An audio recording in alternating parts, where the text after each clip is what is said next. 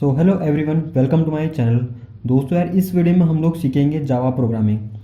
जैसे क्या होता है कि हमें अपनी गर्लफ्रेंड से बात करना होता है, बाबू सोना जादू टोना करना होता है, तो हम हिंदी या इंग्लिश लैंग्वेज का यूज़ करते हैं। वैसे ही अगर हमें कंप्यूटर से इंटरेक्ट करना होगा तो हम यूज़ करेंगे अपनी नॉर्मल लैंग्वेज, और कंप्यूटर उसे जीरो या वन के फॉर्मेट में समझेगा। अब जीरो या वन ये क्या होते हैं?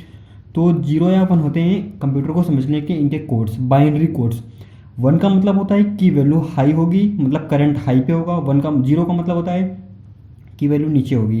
ऐसा समझ सकते हैं कि अगर हम अपनी स्विच ऑन करते हैं, पंखे की स्विच सपोज कर लो ऑन करी, तो वो वन हो गया, तो वन होगा तो पंखा चल जाएगा, मतलब करंट जा रहा है। अगर ऑफ कर देंगे तो मतलब जीरो हो गया, मतलब करंट नहीं जा रहा है। अब ये चीज़ तो समझ आ गई कि बटन ऑन करेंगे तो पंखा चलेगा, मतलब वो वन रिप्रेजेंट करेगा। अगर बटन ऑफ कर देंगे तो पंखा ऑफ हो जाएगा, मतलब वो जीरो रिटर्न करेगा। इसी तरीके से हमारे कंप्यूटर के प्रोग्राम्स काम करते हैं, कंप्यूटर की चीज़ें काम करती हैं। सपोज करो मेरे को टू या थ्री ऐड करना होगा, तो उसमें से इनके भी कुछ बाइनरी कोड्स होते हैं। जैसे कि जीरो का बाइनरी कोड होता है जीरो, वन का वन, थ्री का वन वन, फोर का वन जीरो जीरो।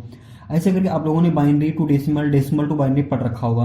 अब छोटे छोटे काम करने के लिए तो हम जीरो या वन यूज कर सकते हैं, लेकिन कोई कॉम्प्लेक्स काम करना हुआ, सपोज करो खूब लंबा प्रोग्राम लिखना हुआ, तो ये बहुत ही कॉम्प्लिकेट टास्क हो जाएगा कि इसको हम बाइनरी कोड में एक एक कोड लिखें, वहाँ पे मिस्टेक्स होने के चांस बहुत बन जाती हैं। तो वहाँ पे काम आती है अपनी high level language. High level language means अपनी जावा लैंग्वेज, पाइथन लैंग्वेज।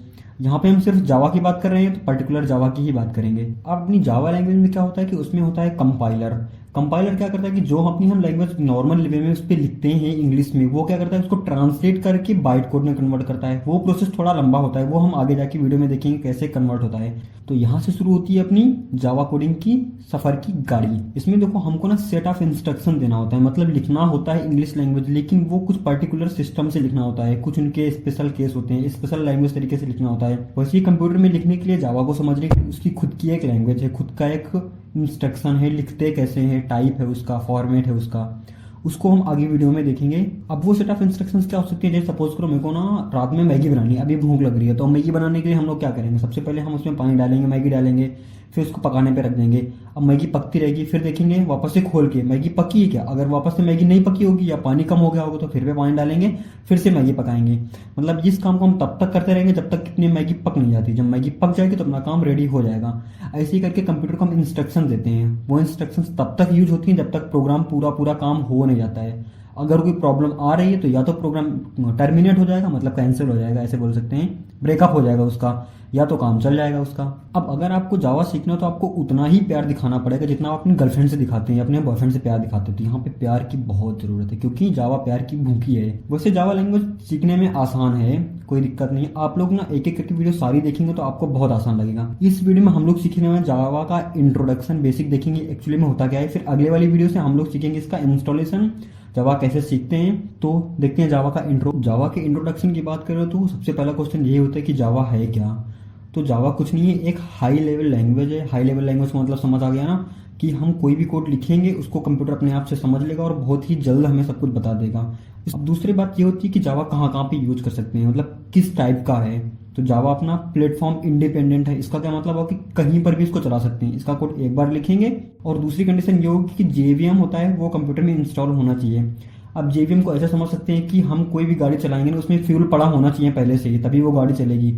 अगर इसकी हिस्ट्री की बात करें तो इसको जेम्स ब्रो ने बनाया था। नाम उनका जेम्स गॉसलिन पूरा नाम है, जेम्स ब्रो प्यार से बोल लेते हैं, और उनकी टीम के लोगों ने मिलकर बनाया था। पहले ये कंपनी सन माइक्रोसिस्टम के अंडर में थी 1991 में, फिर लेकिन बाद में उसको ओरेकल ने ले लिया था 2010 के नियर में, क्योंकि ओरेकल चाहता नहीं भाई हम तुमको ना बच्चे से बाप बनाएंगे, ऐसे करके कुछ उनका सिस्टम था। पहले इसका नाम जावा नहीं था, पहले इसका नाम पता क्या था? ओक था, ओक, O-A-K। लेकिन धीरे धीरे इसके और वर्जन आते गए। 1995 वाला आया, वहाँ पे इसका नाम जेवीएम नहीं जावा अल्फा बीटा वर्जन करके रखा था। फिर 1996 में एक वर्जन आया, वहाँ पे जावा 1.0 रखा, वहाँ पे ऐसे इसके वर्जन बढ़ते गए बढ़ते गए बढ़ते गए। फिर जावा 2010 में आई तो ओरेकल वालों ने इसको बेबी समझ के ले लिया, करें अब तुमको हम बेबी से तुमको हम बाप बनाएंगे। अगर जेवीएम के हम फीचर की बात करें कि जावा क्या क्या कर सकती है, तो जावा देखो इसमें तो जेवीएम पहले से होता है जो काम करता है, मतलब पूरे काम को संभालने के लिए। कोड तो कैसे भी लिख दो, अच्छा कोड लिख गया, लेकिन उसमें जेवीएम नाम का इंजन नहीं होगा ना, तो ये काम होगा नहीं। तो जेवीएम उसमें होता ही होता है, ये इसका फीचर हो गया। इसके बाद आता है उसमें एक्सेप्शन हैंडलिंग। एक्सेप्शन हैंडलिंग मतलब ये है कि कोई भी प्रॉब्लम आए, जैसे तुम्हारी गर्लफ्रेंड के बीच में क्राइसिस होती है तो उसको बेस्ट फ्रेंड होती है ना गर्लफ्रेंड की, वो संभालती है। वैसे करके इसमें ना खुद का सिस्टम बन रखा होता है एक्सेप्शन हैंडलिंग, जो इसको हैंडल करता रहता है। ऑब्जेक्ट ओरिएंटेड की बात आती है तो अपने रियल लाइफ की जो एंटिटी होती है, जैसे कि अपने घर में खाना बनाना, पानी पीना, कुत्ते बिल्ली, इनकी जो रियल लाइफ की चीज़ें होती हैं उसको इसमें इंप्लीमेंट करके करा जाता है। उनको हम आगे जाके पढ़ेंगे। फिर आता है मल्टी थ्रेडिंग का कॉन्सेप्ट। मल्टी थ्रेडिंग मतलब ये है कि कंप्यूटर में हम एक साथ उसमें वीएलसी भी चला लेते हैं, गेम भी खेल लेते हैं, और ऊपर से गर्लफ्रेंड को चैट भी कर लेते हैं व्हाट्सअप खोल के। तो ये सारे काम ना मल्टी थ्रेडिंग के थ्रू ही होते हैं, मतलब एक साथ में बहुत सारे काम करना, मल्टी थ्रेड, एक बार में बहुत काम करना। और सबसे अच्छी बात है ना कि अगर आपने सी या सी प्लस प्लस पढ़ रखी है तो उससे आसान होती है। कई सारी चीज़ें इसमें नहीं है, जैसे सी या सी प्लस आप लोगों ने पॉइंटर्स पढ़ रखे होंगे, तो जावा में पॉइंटर नहीं होते हैं, तो थोड़ा आसान हो जाता है सीखना इसको।